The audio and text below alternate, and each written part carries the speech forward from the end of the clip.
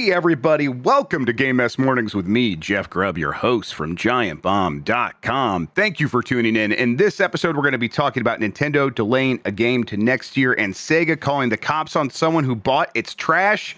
It's going to be a good one because it's brought to you by MSI, and we have Jan Ochoa on the show. Jan, how are you doing? It's been too long since I've dumpster dived, Grubb. I feel motivated to do it. I got a trunk load of Cliff Bars one time because of dumpster diving with my Asian American studies teacher in community college. So that's just good, clean fun. That's just that's clean, thrifty living. Yeah. Did I eat all of those Cliff Bars? No, it's too many. You don't. No one needs a trunk load of Cliff Bars. Yeah, as soon as you have like about 5 of those in a row, like day to day, you're like, I don't need. I'll skip a few, and then you never eat another one. That's how it always goes. Yeah. Other than that, Grubb, I'm fine. I'm cool. I'm hanging.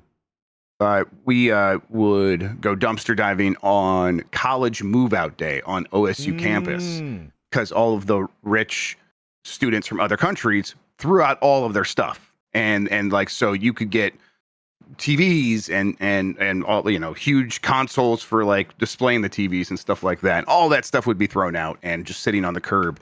So we just get a truck and go out there and pick up a lot of that. That was a good way to save money back in the day. One of my fellow camera operators on Mythbusters, he told me when he first moved to San Francisco, he would drive around the more affluent parts and wait for them to throw away a mattress, because generally they'd be still really nice mattresses. Yeah, barely used, yeah. And that's what he used for a good 10, 15 years that he lived here in the Bay Area. Yeah, you can't, like, I always remember hearing it was illegal to sell a used mattress, like, because of health concerns. So what you could do is, apparently, you could sell a bed frame and give the mattress for free, and that's how people would get around that. But I don't know. I guess I never really understood that. Are those health concerns like Black Plague related? Is that like an old thing? Like, oh yeah, the bed could have the plague. Bed bugs, perhaps. Yeah, bed bugs for sure. Yeah, you would definitely want to check for bed bugs. But that doesn't seem like enough reason to make it illegal. I don't know. Because then why would they just leave the mattress out in the open still anyway? Yeah, exactly. I mean, you can always just put it on the curb and someone comes and takes it. That's usually, I think, how people actually do handle it. Anyway, mattress talk is over, everybody. Let's explain ourselves here at Giant Bomb. You can go to giantbomb.com/join, become a premium member, help support us in what we do. Get yourself ad-free versions of the shows. Get yourself some extra goodies, like the bonus voicemail dump truck episode, or a little question that we answer at the end. You get that in your feed as well. You get our town hall discussion that we recorded last week. We'll do another one of those in a few more weeks, and you can get access to it by going to giantbomb.com/join and become a premium member. As far as this show goes, most weekdays, I, Jeff Grubb, will help piece your gaming life back together. That includes breaking news and maybe even some of our own original reporting. For all these topics, I'll get the input of a bona fide expert who will make me look smart. If you are watching live on Twitch, welcome. You can always listen to the show later on podcast feeds by searching for Game Mess Mornings or find the RSS feed on giantbomb.com. You can also catch the show later with chapters and timestamps on YouTube. Hello, YouTube. All right, we have a lot to get into, so let's start the morning mess with a little more Nintendo Direct news. Maybe Kirby Planet Robobot remaster is maybe still coming, but it could have also been pushed to 2026. This is from My Nintendo News. One of the surprise leaks from informed Nintendo leaker Nate Drake, who's also Nate the Hate, was that the excellent Nintendo 3DS title Kirby Planet Robobot is getting the remaster treatment from Nintendo, presumably for both the Nintendo Switch and Switch 2. And that's a rumor that makes a lot of sense, Jan, because that is like part of that trilogy of games that Kirby had on the 3DS or whatever. And they've already done 2 of the other games, I believe. Maybe it was like Wii and 3DS. I can't keep it straight. But they've already done 2 of the other games in that Kirby trilogy. So the engine's ready to go. Might as well just do this one as well. However, Nate the Drake has hinted today that the game could be pushed back to 2026, as he suggests that having both Kirby Air Riders and Kirby Planet Robobot could be too much Kirby action for 1 year. Now, I don't know, is that informed speculation from him, or is that just speculation? Because hearing that sentence said out loud, right? Oh, there is Kirby Air Riders and a Kirby Planet Robobot remaster too much for like a very short period of time? Maybe, but they've done that with Kirby before, and it doesn't seem to have hurt anything. So I don't know. What do you think? They're also two very different styles of games. From my memory of Kirby Planet Robobot. So I don't think it would interfere too much, but maybe they just don't want Kirby to suck up all the air from Kirby. That being said, Grubb, here's a hot take. Are you ready for this? I think Kirby embodies more of the Nintendo spirit than Mario does. Kirby's these days, especially, yeah. I mean, especially after Super Smash Brothers Ultimate. That is a game where Kirby was put front and center as the most powerful creature in the universe, and since then, it's just Nintendo has treated him with like a lot of love and put out a lot of Kirby games. And you're right, I think he is embodying that spirit in a lot of ways. Yeah, Kirby has never been fickle about his ethnic heritage. Mario's like, are you Italian or are you not? Are you a plumber? Yeah. You're probably the worst plumber because you never answer anyone's calls. Kirby, on the mean hand, just floating around a little star. Cute little guy. Yeah, he's owning that heritage, which apparently is stars. I am looking forward to this because I never really got around to Planet Robobot. I think I started it up a couple times, but I heard good things about it, as well as Triple Deluxe. I know people really like both those quite a bit. If Robobot comes, I will play it. I'm not aching for it to come out this holiday for sure. I could see it getting announced for early next year in the Direct, though. We're like, hey, we're setting up some 2026 stuff. This could easily be like a January, February, March game. And if they have another big 2026 game to go alongside that, all the better. Yeah. But yeah, I think that this is the kind of game where they start talking about this now. I definitely think, Grubb, that Kirby is their utility player, though, where they can just move Kirby around and fit into different spots throughout the schedule, especially if tomorrow's Nintendo Direct, we're finally going to get a release date for Metroid Prime 4, or maybe Dan is hoping that it'll get delayed. We'll probably hear more about like the release slate for the rest of this year. I'm hoping, since it's a very long Direct, supposedly. But yeah, this is a smaller title that they could move later on this year, early next year, and it'd be no problem at all. Also, because the kids love Kirby, and this is probably a title that a lot of people missed. So this, to some folk, this will be a new game entirely. Exactly. Yeah. There was a lot of people who had 3DSs, but there was also probably a lot of people who had put down their 3DSs by the time that Planet Robobot was out, and now the Switch has just captured such a massive audience and a wide swath of people that probably didn't play it before. That's a good point. I think this is always a good move for them to kind of keep Kirby not just in the rotation, but the starting rotation of always moving him in and then having the ability, like you said, to move him around as needed. Because if a year went by without a Kirby game, 2 years went by without a Kirby game, people wouldn't necessarily start freaking out. They'd be like, yeah, they'll get back to Kirby when they need to. And at the same time, if they have a year with 5 Kirby games, that's also something where people would be like, this is too much Kirby. Maybe a little bit. But people, I don't know, they just can do a lot with him, and people seem to accept it and don't have too much anxiety around Kirby. And he's only been selling better recently. So, yeah, makes some sense. I'm excited for this Direct, as you mentioned. 60 minutes, one of the longest ones we've had, especially when you don't count the ones that include news about a new console that they're announcing. The Switch 2 Direct was around this long, but that was shared between games and then a bunch of system features and the hardware itself. And they aren't going to have to do any of that. The system, well, maybe they'll have some system features, but not like they would for a new console reveal. So 60 minutes of mostly games and maybe an update on the Mario movie. That is a lot of stuff that we could be seeing in here. I'm setting my expectations pretty high because of that. Grubb, we're back on Watch. All right. Oh shit. Okay. All right. Never mind. 20 minutes on a watch. 60 minutes. How many minutes does a clock hold? 60. How many? We had Alarmo? What if we had Alarmo on the go-go? I'm back on the Nintendo Switch 2. Watch, everyone. If they call it Alarmo Go-Go, I'm getting one. For sure. That's a hell of a name. Cut the check, Doug. Alarmo Go-Go. Next up, video game IP lawyer says Nintendo's latest Pokemon patents should not have happened, full stop. This is from My Nintendo News. Nintendo and the Pokemon Company took some flack this week for being granted the patent for summoning a character and letting it fight another character. Basically, the idea of like throwing a Pokemon out into a 3D space and the character fighting alongside you or for you. PC Gamer spoke with video game patent lawyer Kirk Sigmund about a used mechanic, about Nintendo and the Pokemon Company being granted such a used mechanic in video games, and he stated that they should have not been granted the patent and that it should not have happened, full stop, calling it quote, an embarrassing failure of the U.S. patent system. Here's actually the full quote. Broadly, I don't disagree with many of the online complaints about these Nintendo patents. And then he went on to say, they have been an embarrassing failure of the U.S. patent system. I think people are going to be able to point to a million examples of other games that enabled you in the past to summon a character to fight alongside you. Now, at the same time, people were like, hey, Final Fantasy had summons. Doesn't sound like in the description, doesn't sound like that would have been covered by this patent. That would have been a different system. That is like summoning a magic spell that is a person and they do an attack like separate from like the 3D environment that you exist in, which is the patent that Nintendo has.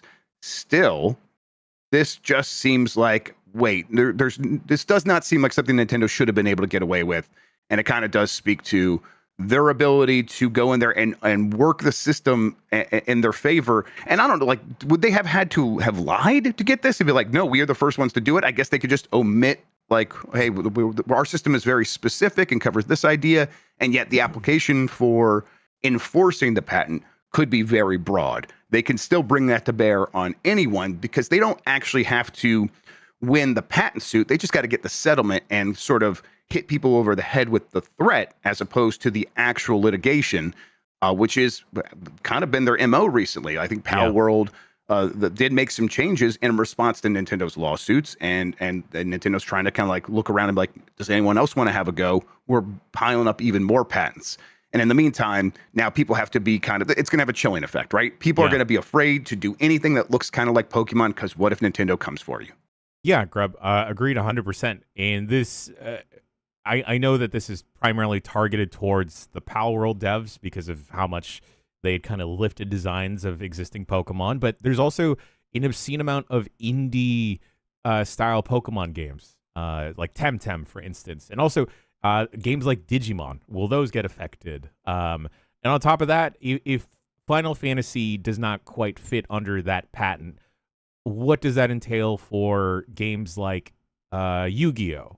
Or even Magic the Gathering, where you are summoning a card, the card has a creature on it that fights for you.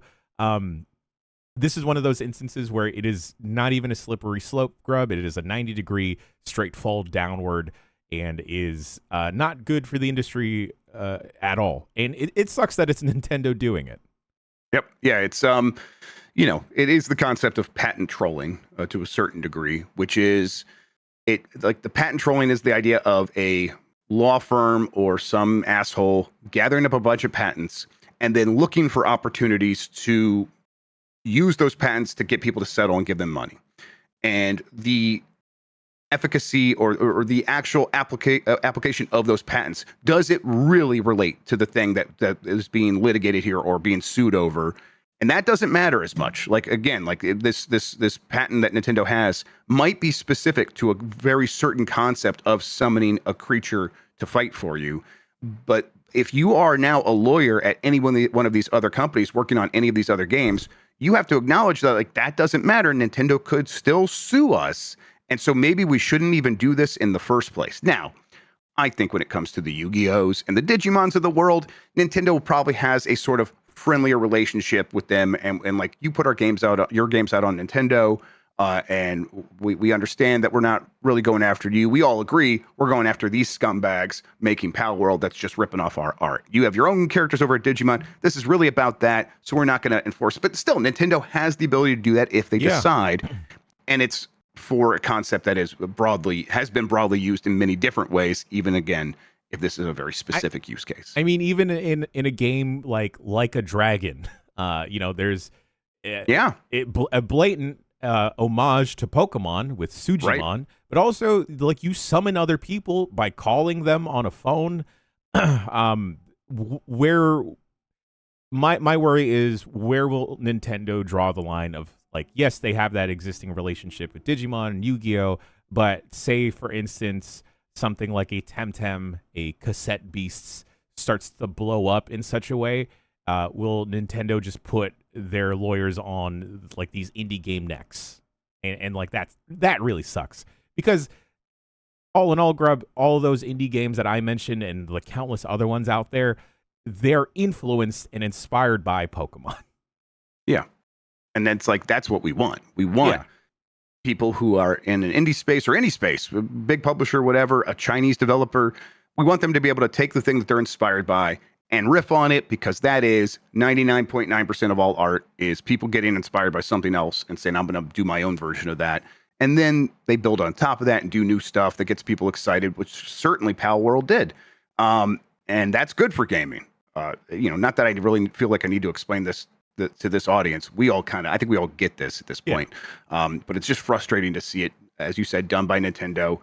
Someone in chat's like, there's a word for this. It's cartel. Yeah, the Nintendo of America gaming cartel, throwing around their weight and power to get their way, and then to have the threat of force of these patents waiting in the wing for anyone who dare cross them. It's not the way gaming should work, and no. I wish Nintendo knew better. All right. Ubisoft confirms Far Cry will more predominantly push multiplayer in the future. This is from Andy Robinson from VGC, and this is our "Oh baby, what is you doing?" segment of the show. Ubisoft has confirmed it intends to more prominently integrate multiplayer into future installments of Far Cry. Speaking on stage at Saudi Arabia's new global sport conference, covered by GameFile, CEO Yves Guillemot was asked about the future of the shooter series, which recently fell under the control of a new Tencent-backed subsidiary. According to Guillemot, the goal on Far Cry is really to bring the multiplayer aspects more predominantly pushed so that it can be played for a long time by players. The exec's comments potentially corroborate press reports from 2023, which claimed that Ubisoft was developing Far Cry 7 and a standalone Far Cry multiplayer game. It was claimed at the time that Far Cry 7 was being made with Ubisoft's Snowdrop engine rather than the Dunia engine used for the recent games in the series. The multiplayer game was described as an extraction-based shooter set in the Alaskan wilderness.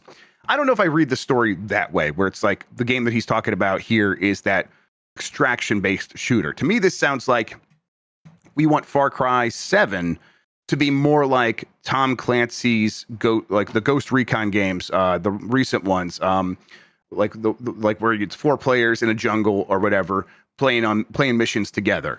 And while those games have been varying levels of quality, they have been played for a long time in almost for every release, because some players just decide that's their game, and then Ubisoft can support it for a very long time. So that's the sense I get, and I just don't know. Like, to me, it's like, okay, it's fine if you want to add that on top. But saying that is the predominant push, that is going to be the focus for the game, that's worrisome to me, because it's like, you got to get the basics of a Far Cry game right first, make it fun, single player, so when I get done playing with my friends, I want to keep playing. And then if it's not that, if you don't have that, nothing else matters, even the multiplayer on top of that.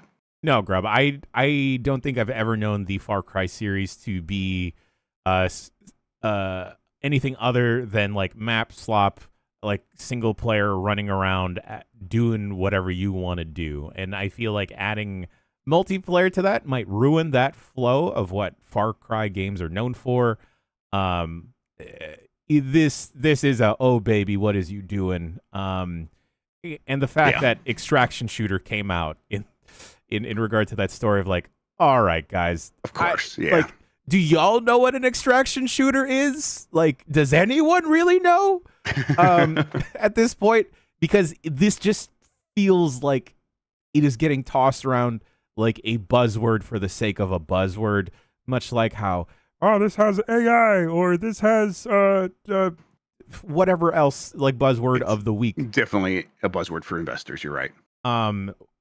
And I just don't see the existing Far Cry audience, like the diehards out there that love that series and, admittedly may wait a couple weeks for that series to go on discount after the initial release.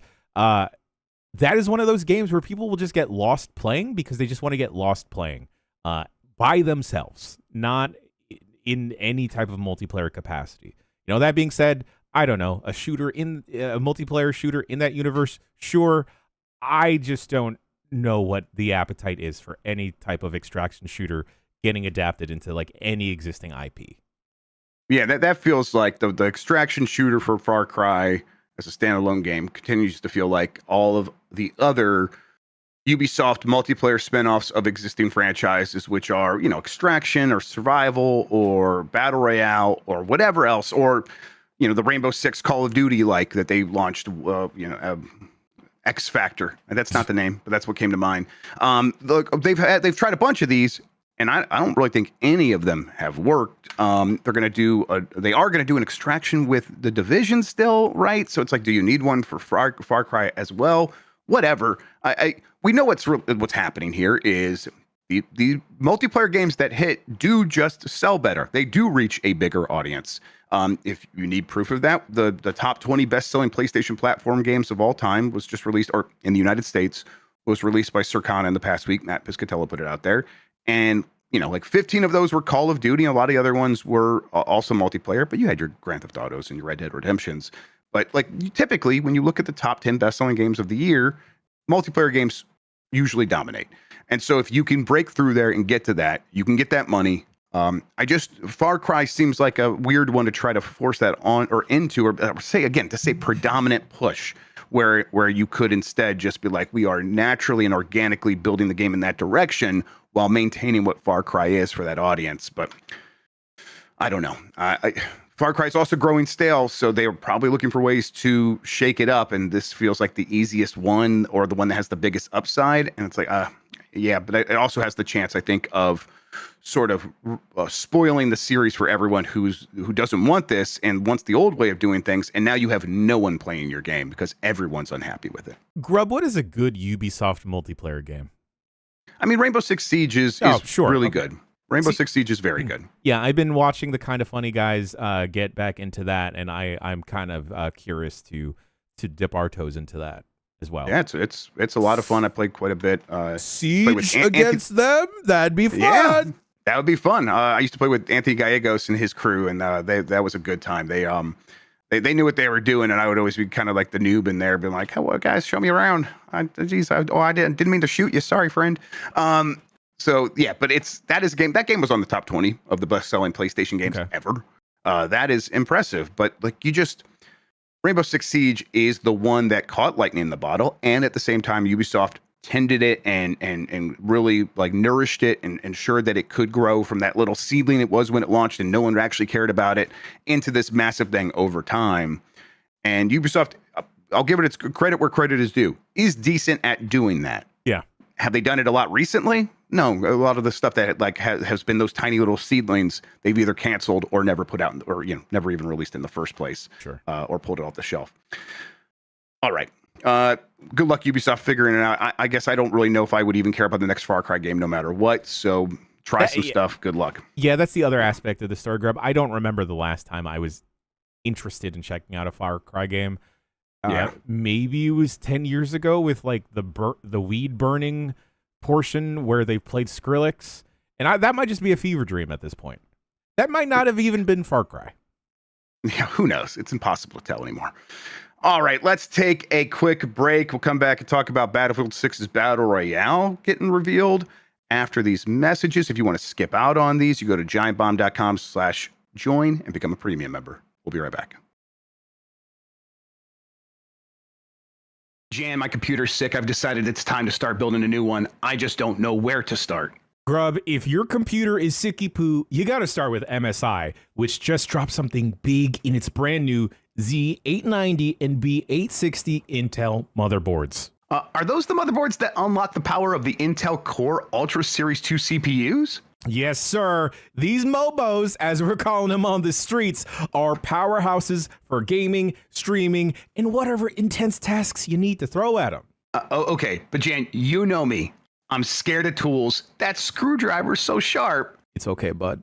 MSI made them Jeff-proof and maybe Dan-proof as well, which means they're easy to work with. No more wrestling with tiny little screws or confusing manuals. We're talking easy debug LEDs that tell you exactly what's going on. Toolless installs for your M2 drives and GPUs, or GPUs. We're calling them GPUs too now. Okay, hell yeah. Oh, okay, yeah. MSI has that modern BIOS as well that looks like it was actually made for humans to use. not some relic from 2003. Give me more of that. Yes, that's right. It's going to be so easy to get secure boots on the ground. It's like PC building on easy mode, Grubb. And here's the best part. Giant Bombcast listeners, MSI is giving you 10% off these new regularly priced Z890 and B860 boards. Just head over to us-store.msi.com and use promo code BOMBCAST at checkout. Boom, instant savings. I'm going to stack that discount. They allow you to do that. And with MSI's got ongoing promotions that's potentially going to score me up to $120 in Steam codes. It's basically free games just for upgrading.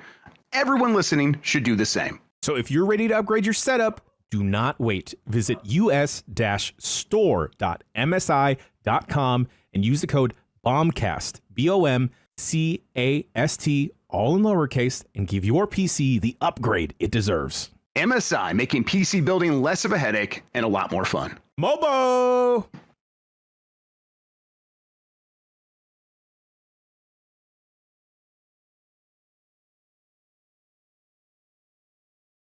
That's right. We're still stacking those stacks. It's Game Mess Mornings. I'm Jeff Grubb. That's Jan Ochoa. Thanks for sticking around with the for the ad, everybody. If you listen to that, real quick though, we are brought to you by MSI. It's worth pointing out that they are giving away some motherboards as part of our relationship with them. They're giving away a Z890 Tomahawk Wi-Fi, a Carbon Wi-Fi, Edge TI Wi-Fi. These are good motherboards. If you want to enter, post a pic of your current rig in the MSI Discord. You go to discord.gg/MSI, hashtag podcast channel. Go in there, post the image there, and tell them why you need a new motherboard. You also want to include a handwritten note in your image that has your Discord name and today's date. Yes. Just to prove that it's a real image. If you do that, winners will be selected on October 10th through the Discord channel. Also, get 10% off regularly priced Intel Z890 and B860 boards on the MSI US store with the code BOMBCAST, valid through October 15th. I'm sending all of you my birthday luck this year, all right? I want you to win the MOBO. That's real. Battlefield 6's Battle Royale revealed, 100 players and destruction everywhere. This is from Andy Robinson at VGC. EA has revealed the first details of Battlefield 6's Battle Royale mode, which it says will feature 100 players, destructible environments, vehicles, and more.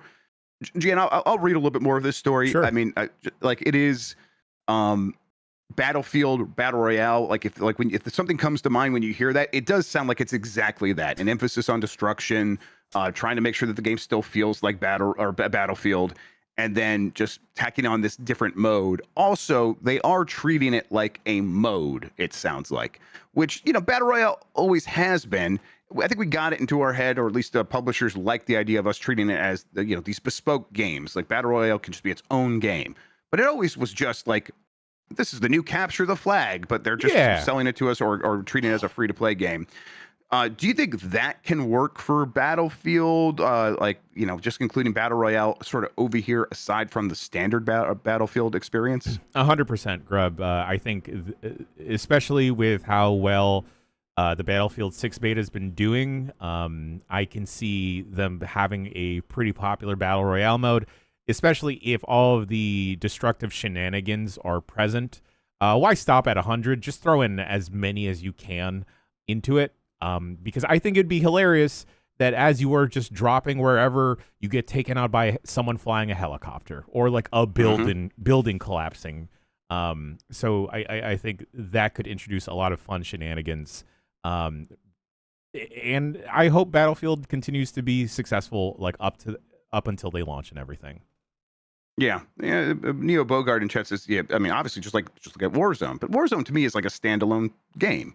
Sure, you launch it as a mode in the Call of Duty HQ app or whatever, but it's separate, free to play. You can get into it without having to have spent money on any of the other Call of Duty games. And that does not sound like what they're doing here. It sounds like they are going to include this in that $70 or whatever the cost is for Battlefield 6 package. And it's just right there as another mode that you paid for in that game. Maybe that's not how it actually ends up playing out, but that's what it sounds like according to these early announcements. This game will also apparently have the deadliest ring in Battle Royale, is what they're saying. So, the ring that closes around you, it's going to be very dangerous. Is that a feature for you? I don't know. Grubb, I was about to say that I think it's funny how Battlefield 6 is presenting itself and saying like, "Hey, we're not going to have like licensed skins or whatever. No worries about that. We're like a Right. military shooter." Yet this is the gameplay that they're presenting. Like, y'all don't take yourself seriously, and that's what I enjoy. Yeah, exactly. Me too. And at the same time, I get I'm not the person they need to please with Battlefield 6. They do have that core audience that they need to keep happy. But maybe it's impossible to keep those people happy. I don't know. Anyway, they said with urgent warnings as the fire approaches, I guess the ring is going to be like a wildfire or something. Soldiers will be pushed into more intense firefights as the game space continues to shrink. Yeah, it's a battle royale. There's no jumping in and out of it, no using it for cover, no walking through it. If you get caught in it, you are done. So that's the difference here is you get hit by it, you're out.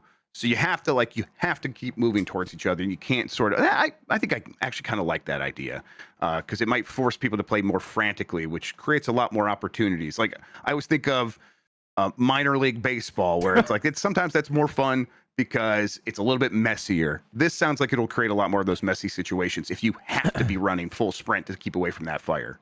Yeah, I not to spoil the next story, but I think that is also partially why college football is also such a big deal here in the States. At least Anything can happen. Like anything can happen, and like it could just be some Joe Schmo from a very small university that winds up becoming a superstar.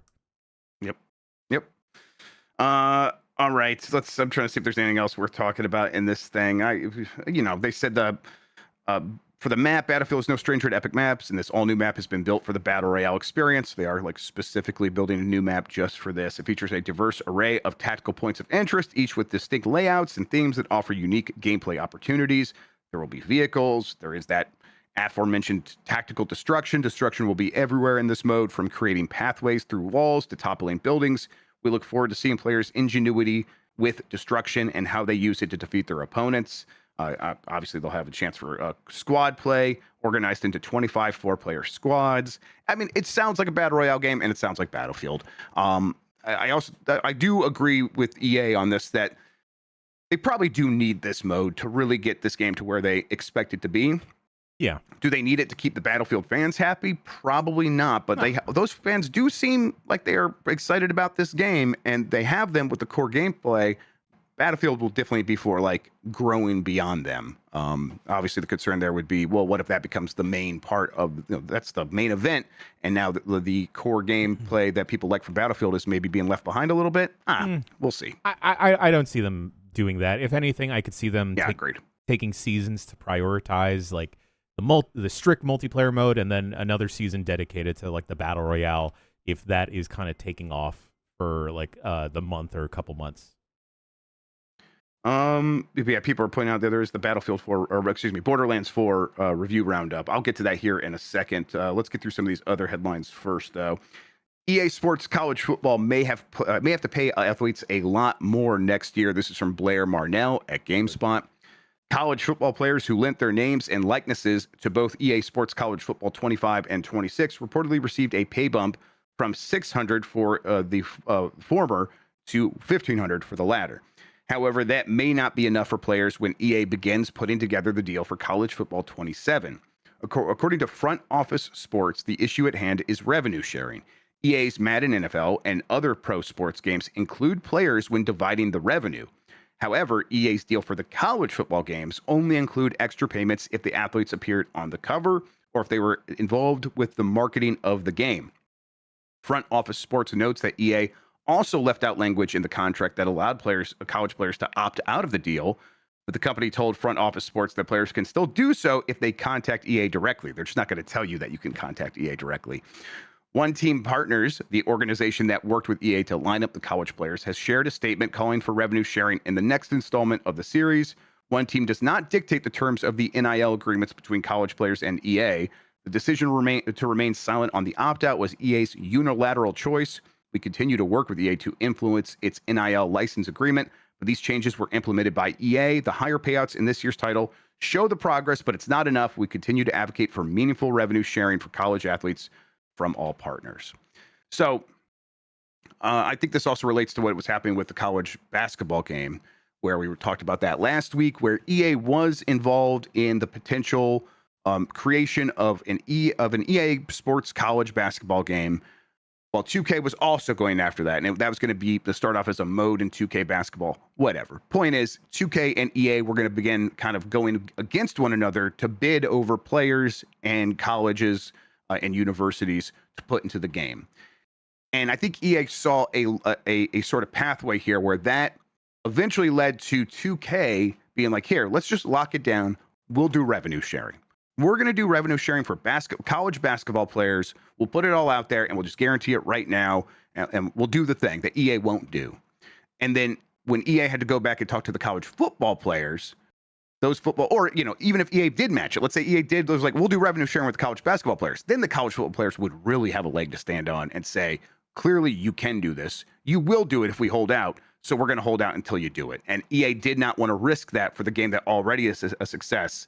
So they are taking their ball and going home, and here we are. I continue to be like amazed that they were able to pull this off in the first place, because it's like, man, how are they going to get all those players? The compensation's got to be difficult to figure out. And it turned out the answer was just pay them shit. Just pay them basically nothing, or next to nothing the year later, which is $1,500. That number was going to keep going up. But EA will probably find some creative ways to get around this. And one of those ways is don't even tell people they can opt out if they don't want to be a part of this. Kind of scummy, right? Oh, very scummy, Grubb. I have always felt some type of way about college sports because of the exploitation in general. And that's just the game being played. Now you're including likenesses for a bunch of students, a bunch of players. Some of these players, Grubb, playing this sport is their way out, right? Like they wouldn't have been able to go to this university. They wouldn't have been able to like leave the neighborhood they grew up in. And like, this is not just like a prospect. This is like them trying to guarantee their future. And several people have mentioned it. There's so many college football players that wind up getting lifelong injuries and never go pro. And like EA, come on, dogs. Like, just pay up these kids. Don't just give them a code. Give them the cash that they should have. Postman Dan with the super chat says, how much could a college student be? $1,500. And then Marina points out like something that's worth mentioning here, that there are 70 plus football players per team and only 15 on basketball. Now, the thing with basketball is there are both men's and women's programs, and it sounded like the intention was to include both of those. I bet the colleges would demand that. And so like that would add up. So it's 30, but that's still quite a bit less than what you see for football. And again, 2K could easily just be like, we can't afford this. We're going to force this. And EA would be in a situation where they would also have to pay the football players. And instead, EA, I think, is kind of hoping 2K will undercut whatever deal would have happened if they were bidding against one another, and instead create something cheaper. So kind of like another cartel, yet another cartel, where it's like, listen, you don't step on our football turf, we won't step on your college basketball turf, and we can both save a lot of money. So yeah, when I said kind of scummy, I meant fuck these people. God, why does it always have to work this way? It's so frustrating. I get that, like, this is the system, right? So when we criticize a company, it's like they're just trying to make the most money while paying the least amount of money out, like anyone's supposed to in the system. And boy, it's like, oh yeah, let's go back to tearing that thing down. It's like, Grubb, this was also such a very popular game for them that, like, again, I think optics wise, to know if I'm a consumer and I am a big fan of college football, maybe I'm an alumni from a university or whatever in my local neighborhood, I would feel good about supporting my team and buying a game if I know that team is also being supported. And yeah, it just sucks. Marina also pointing out a very depressing statistic that only 2% of college football players ever go pro. So, oh yeah. And then 5% of those make the kind of money that really justifies all the stuff that they're going to go through, right? Yeah. It's frustrating. Okay, let's see here. 3 new resolutions may soon be added to Xbox Cloud Gaming. This is from Fraser Gilbert at Pure Xbox. It looks like Xbox Cloud Gaming might be getting 3 new resolution options in the near future, basically improved resolution options. So they've had previously 720p and 1080p. Now people are spotting in the code options for 720p HQ, high quality, an HQ version of 1080p, and then 1440p, not HQ. That would be a significant improvement kind of across the board. I'm assuming that this is a bump up in bit rate for 720p and 1080p. That would make a lot of sense. That's probably what that means. And then, using that extra bit rate and bumping up maybe a little bit more for a 1440p stream.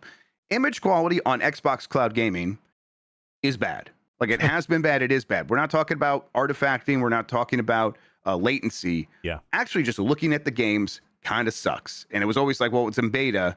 But they went from beta to this real version of it quite some time ago. At least I think they did. Maybe it's still technically in beta, but they're charging money for it, so whatever. It has looked bad. It's been a bad way to play games, especially compared to NVIDIA's GeForce Now and some other options. Even PlayStation's offerings, it got an update in like the last couple of years to make it look way better when you're cloud gaming. And Xbox trying to lean on this as a major pillar of the future for them, and they didn't seem interested in investing in it. Is this too little too late, though, Jan? I think it might be. I don't think it's the end of streaming games at all. I just I would love to see the numbers, Grubb, and like even our own audience here, our own community, like if people have like checked out xCloud, if they actively use it. We ran that poll like a couple weeks ago, right? Yeah. It was like not a lot. Not a lot of people were actively using cloud gaming. It was like maybe 1 in 10. And I feel like that's not just because of technical limitations, but it just feels like it hasn't been prioritized as like a major component for Xbox. Like oftentimes when I hear an update about xCloud, it's because we're covering it on the show, not because a friend or an acquaintance is actively using it or like trying to sell me on it as like, hey, this has been working for me. You should check this out. It's most often than not that it is having like a weird bump up in like presenting like, hey, you got 3 new resolutions or whatever other stories, or often, Grubb, it's instability. Yep. And I recognize, and thanks to Matt Piscatello for pointing this out, that that's our perspective. I think a very mature market here where we have a certain way of doing things, and we're all kind of dug in to that way of doing things personally and how we access video games. And then meanwhile, places like Brazil and South Korea, apparently something like cloud gaming is doing very well. So again, long term, getting these improvements will be nice for people who will look at a console game and be like, maybe I do want to play that, but I was never going to spend $500 on a console. And now you don't have to. I still think that audience is probably very small, like overall, but maybe it does grow over time. And the only way really to get it to grow is to have a decent service. So, and cloud gaming was not there from Xbox up to this point. As a reminder, anytime we talk about Microsoft, at least the first time we mentioned on the show, they are a priority target for the BDS movement for their involvement in making money off of the genocide in Gaza. Fuck All em. right, Sorry. Yeah, fuck them. Let's keep going here. Sega reportedly called police after mistakenly scrapping Nintendo dev kits. This is a hell of a story. This is from Emma Roth at The Verge. A UK-based video game reseller claims Sega was behind a police raid that seized a trove of Nintendo development kits from his home, according to a report from the Time Extension. The seller, who reportedly purchased the collection from a scrapyard, accuses Sega of getting the police involved to recover the dev kits after mistakenly throwing them out. The seller tells the outlet that he purchased the rare finds for around £10,000 from a worker who showed up at the scrapyard with a van load of items that had reportedly come from Sega's office clearance. Sega moved its European office from Brentford, West London, to the city's Chiswick Business Park earlier this year. Those are all just made-up names. On July 14th, around 3 months after the purchase, police arrested the seller and raided his home, according to Time Extension.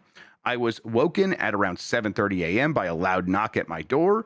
When I opened it, I was met by approximately 10 officers from the City of London Police. They informed me that I was under arrest for money laundering and that they were there to seize development kits and game cartridges.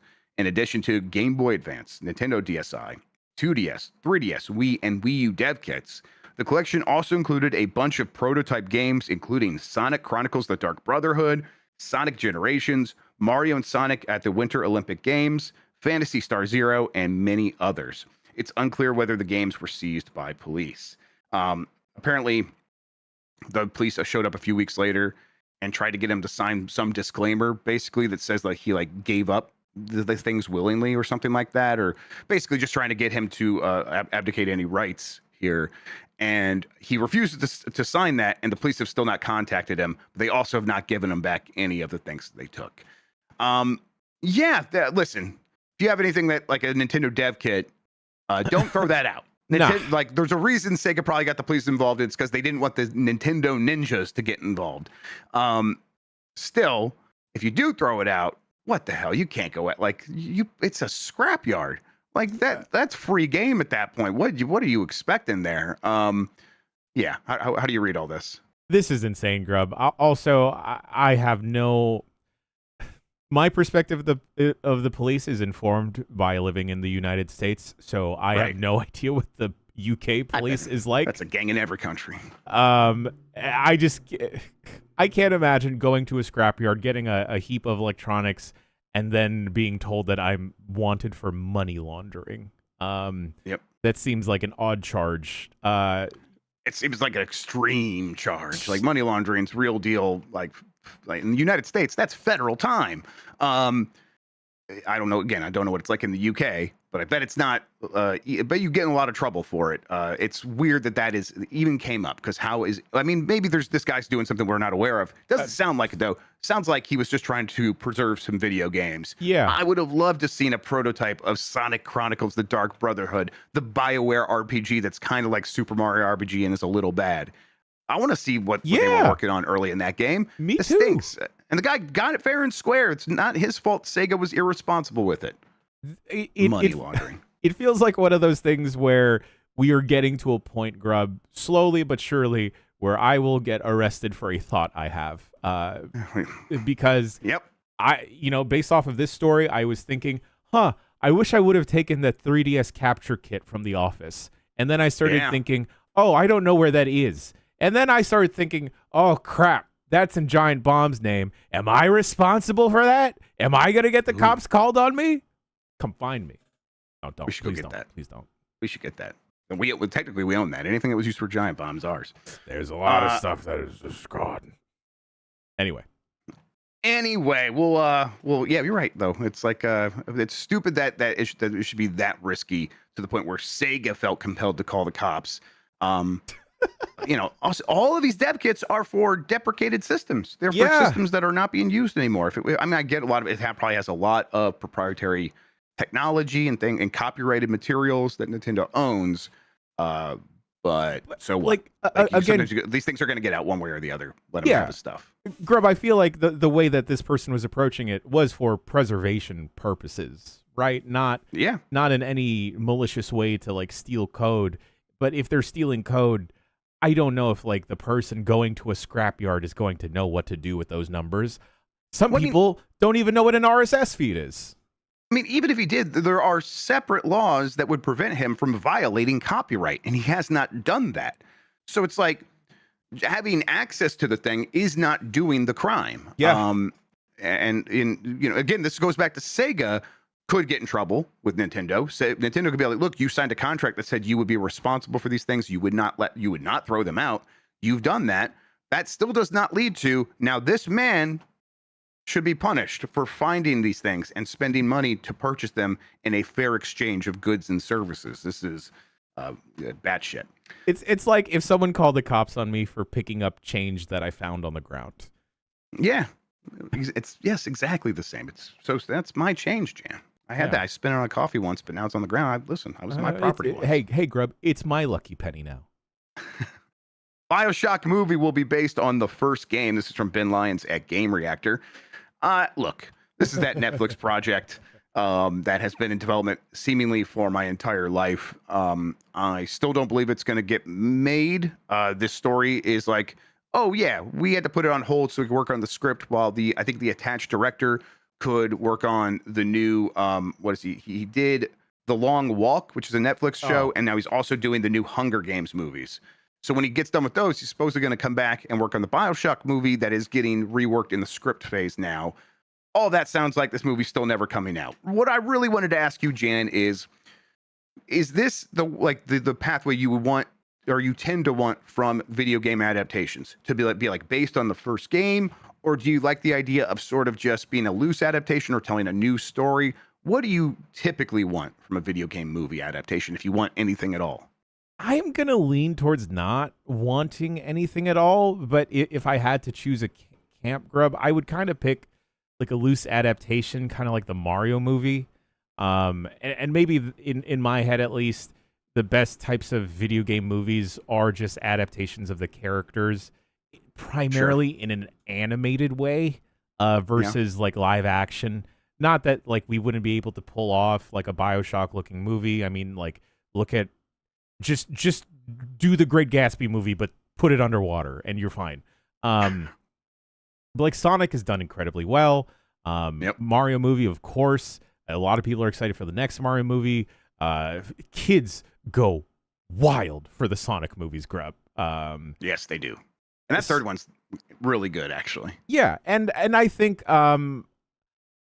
I think some games are better suited towards being adapted to a series rather than a singular movie. Fallout's proven that for sure. Fallout's definitely proven that. The Last of Us is incredibly draining, but is incredibly popular. And the Cyberpunk anime on Netflix that breathed whole new life into that game and like got a lot of people to check it out. Same thing with the League of Legends show. I forget what it's called. Arcane? Arcane, yes, yeah. That got a lot of people to go back to League or check out League. I'm sorry for all of those people. And, now they have to listen to an Imagine Dragons song every time they watch the show. Look, there's worse fates. Not many, but there are some. I mean, usually it's case by case. I think about my opinion on it is that for all the listen, I love the Marvel movies. I'm also burnt out on them, but I still like them. And I think that their way of taking comic books and taking a series from like a comic book and be like, we're going to loosely adapt this is the way to do it for most of these things. Take a game, take a DLC, take Minerva's Den, take something, take all the good ideas from that and adapt those into the story. Like even like for Star Wars, I'm frustrated that they don't adapt their extended universe novels. There's like some sort of like, they still feel like it's not real Star Wars. That's not real art. That's all just like cash-ins and stuff like that. And for sure, a lot of it is, but it's not like the storytelling in any other medium, comic books, anywhere else that movies are drawing their stories from are that much better. There's some really good cash-in extended universe novels that they could be basing their stories on. And the fact that they refuse to do so, I think, has hurt their ability to adapt new things into Star Wars movies, and they're kind of lost now. And if you have that material and you have touchstones, I think you can touch on it and then just do what you use those as tools to tell whatever story you're trying to tell. Yeah. That's my preference here, I think. Grubb, how do you feel about the upcoming, seemingly in production Ryan Gosling Star Wars movie? Yeah, I mean, I that's another one where it's like, will that ever come out? I don't know. I'm not getting my hopes up too high for it. I definitely have higher hopes for that than I do for the Filoniverse stuff, which for the live action stuff has just not hit me at all. And if they are willing to sort of, I think the thing that people are going to get sick of is, just make it like Andor. This is our Andor. But that probably for now is still a good guiding light for how to tell a Star Wars story of treat it a little bit more serious than you thought you're supposed to treat Star Wars storytelling and believe that you can do bigger things with it. And then the rest of the things will kind of take care of themselves because we're going to get the best production designers in the world. We're going to get the best visual effects in the world. We're going to get all these other things that make Star Wars Star Wars. Those will just happen as part of the machine. So if you can get that story right and be willing to do something real with it, maybe, but I don't know. I kind of wish were doing a Rogue Squadron movie. This is one of those ones where like adapt Rogue Squadron. They were supposed to do that. I know this is not that though, and I wish they would just do that instead. Hey, I'm gonna say it here, gang. I think Rygoz is magic. I think he's a dreamy gentleman, and I love almost every movie he's in. Yeah, I'm like, that is definitely a positive, and like one of the things that gives me hope is Ryan Gosling's involvement. I know he'll give it his all. He's the star in that Project Hail Mary adaptation. That trailer's out, and it looks like a pretty good. Like they've done a good job. Like I really like The Martian, that other Andy Weir adapted movie. I hope they can capture that same flair because that's a pretty good time. Last thing, Grubb, talking about Star Wars adaptations. Give me Kyle Katarn on some type of screen. Yeah, please. I mean, right, for real. Yes, these there's a lot of video games, like classic video games now that they could adapt. Like I wish, like this Starfighter movie, like are they going to adapt anything that happened in those games? Almost certainly not. And yet they really could. Like Yeah. I mean, obviously I'm thinking of like the Rogue Squadron games first. I played that more than Jedi Starfighter. But and I guess maybe there was just a standard Starfighter movie. Whatever. There's a lot of cool story elements, like Mon Mothma's home planet is like showed up as a level in Rogue Squadron, and it like had like cool architecture. It's like just take some of that stuff and give it that flair of these things that have happened before and connect this universe back together. But we'll see. All right, let's get to the poll question. This one's from yesterday. What do you want to see at Nintendo's Direct on Friday? What do you most want to see? Your options were Metroid Prime 4's release date, Mario anniversary games, a big new 2026 game, or a Hades 2 Shadow Drop. 12% want a Hades 2 Shadow Drop. That's probably like a lot of it. It's like, man, I already got Silksong. We don't need that. 17% say the Mario anniversary games that are maybe going to happen. We'll see. 34% say a big new 2026 game, and 37% responded with Metroid Prime 4 release date. I bet Nintendo's going to be happy to like have that fervor. Like of people like, this is the thing we want from you right now. Do you think Metroid Prime 4 could break out beyond the confines of what Metroid has been before, where it's sort of been held back from its ability to get past 3 million copies sold? Could this break out into like a much larger audience? A Switch effect?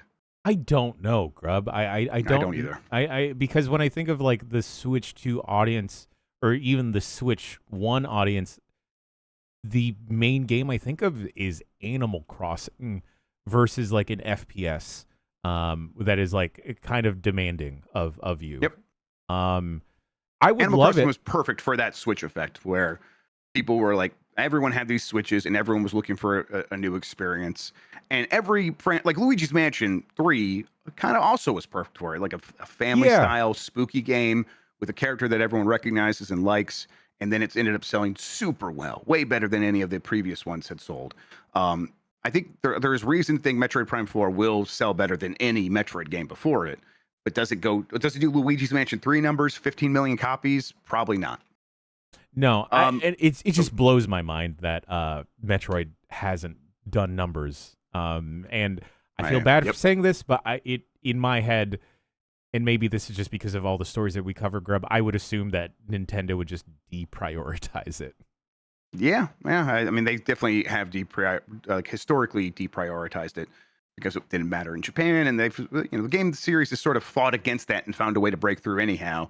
I just hope that, honestly, if Metroid Prime 4 does really well in Japan, that would be fantastic. That would guarantee that Nintendo would take an interest in it long term, like they do with Pikmin and Splatoon. All right, we did miss this. I want to hit this real quick. Borderlands 4 reviews are coming in. Seems a little sporadic, like who got code and who didn't. But right now it has an 85 on OpenCritic. Pretty decent reviews. Got an 8 out of 10 from Travis Northup at IGN, who says Borderlands 4 gives the series the massive kick in the pants it has needed, with a fantastic open world and greatly improved combat. Even bugs and invisible walls can sometimes, or even though the bugs and invisible walls can sometimes throw off that groove. Let's see here. Jordan Ramy at GameSpot gave it a 7 out of 10 and said, to its detriment, Borderlands 4 feels like a direct response to Borderlands 3, which I think I've seen quite a bit of people saying Borderlands 4 is like, clearly they took the feedback, but they kind of maybe overcompensated. I don't know. A lot of good reviews here, though. A 9 out of 10 from Jay Koo at DualShockers. The sheer diversity of character, gear, and ways to have fun is never ending, and the open world format is surprisingly welcome addition to this amazing co-op first-person shooter. Borderlands 4 is a leap in the right direction, and I can only hope that this trend continues upwards for the rest of the franchise. I am thinking I'm probably not going to have time to play a lot of Borderlands 4, Jan. I have a lot of other games I'd rather be playing. But, this, we'll at least play it on stream a couple times. Who knows? Maybe it'll get its hooks in me. It sounds like a decent game. Yeah, if it is fun enough, I could see us spinning it up, not just for a UPF, but maybe like a multiplayer stream throughout the week, perhaps. If folks are also into it, I kind of have the appetite for it. But like you said, Grubb, I'm too full of everything else. Yes, a lot on the plate at the moment.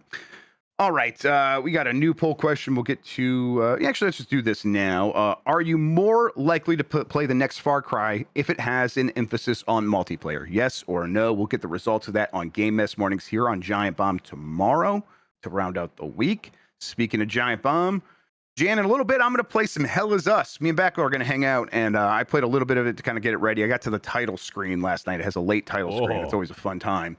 And it was a lot like True Detective. It had that vibe to it. But yeah, I'm excited to play more of it. That game is really neat, and yet I'm still like putting my finger on its pulse to see exactly what's going on with it. But we're gonna do that, and then we have a bunch of other stuff happening. What else do we have happening on Giant Bomb? Later today, we have voicemail dump truck with a friend of the site, Samantha Coleman. Tomorrow, Game S Mornings as well to end the week, and Unprofessional Fridays, where I believe we're gonna try and play Borderlands 4. Yeah, we'll see. Rob, there's too many games coming out. I actually want them to delay Metroid Prime 4 because, there's a certain tactics game that's coming out that's probably going to consume a lot of me. There's a slot. I got an email for a different slot machine game than the other one that I'm already playing. So, they know their audience. They know who to hit with that. I feel targeted. Also, I feel partially responsible for, saying, what if Hades 2 Shadow drops this Friday? That's gonna be fucked up. That'll be fucked up. That one they definitely should just. If they were planning to do it this month as a Shadow drop, please don't. No. Save our souls, please. Chaos, Grubb. I want it. Let's see here. Super chat from Resolute. No FOV slider on console for Borderlands 4, which is bad for people like me who get motion sickness from base field of views. Co-op only gives progression for the host. How have we not solved that? Especially for a Borderlands, right? That is so silly. Like, how are you not making character progression when you're playing that game? That is silly. Do it. Okay, or maybe it is character progression, but you're not progressing the story. Either way, it's like if I play a mission and I play it like before I play a mission in my own game that I was supposed to play earlier than that, just skip it when I get there. How hard can that possibly be? I don't know. Yeah, an option to skip. Yeah, an option to skip. Exactly. Okay, that is going to do it for the show. I believe we did the new poll question. Jan, we talked about the schedule. I got to thank you for talking with me about video games. I always appreciate it, man. It's the only way to start a Thursday. Oh, real quick, Rob, before we sign off. Hey, I know that the state of the world right now, especially here in the States, is really fucked up. It's bad. Hey, today, go distract yourself. Go play a fun video game. There's a ton of fun video games. If you don't want to go play something, hang out here on giantbomb.com, and we'll hang out with you. And this is a fun, good pocket of the world. And I hope that you feel welcome. I hope that you feel safe being here. And we love you. So thanks for hanging out. Goddamn right. We try to do that for each other. We're going to do it for you guys, too. We're back with more. Hang out. If you're watching live, stick with us. We'll be right back with Hell Is Us not too long from now, 10, 15 minutes. We'll usual swap over. In the meantime, thank you all for listening and watching. You're the best audience in gaming. Until next time, have a good one. Take care of yourself, and goodbye.